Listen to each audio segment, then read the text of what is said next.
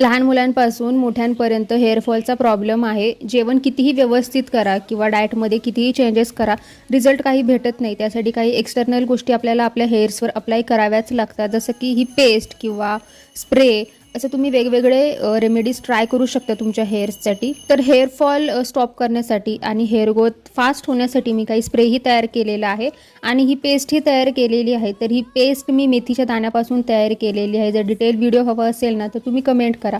आता ही पेस्ट पूर्ण केसांना स्काल्पला अप्लाय करून झाल्यानंतर 2-3 तास ठेवलेली आहे. त्यानंतर हेअर वॉश करून घेतलेला आहे. हेअर वॉश केल्यानंतर तुम्ही बघू शकता छान असे केस सिल्की झालेले आहेत. आणि मंथमध्ये जेवढ्या वेळा तुम्ही हेअर वॉश करता तेवढ्या वेळा ही पेस्ट अप्लाय करायची आहे आणि हेअर वॉश करून घ्यायचं आहे. तुम्हाला रिझल्ट नक्कीच भेटेल आणि तुमचा हेअरफॉल स्टॉप झालेला दिसेल. अजून अशाच रेमेडीसाठी चॅनलला तुम्हाला फॉलो करावे लागेल, कारण अजून नवीन नवीन व्हिडिओ चॅनलवर अपलोड होणार आहेत. Stay tune.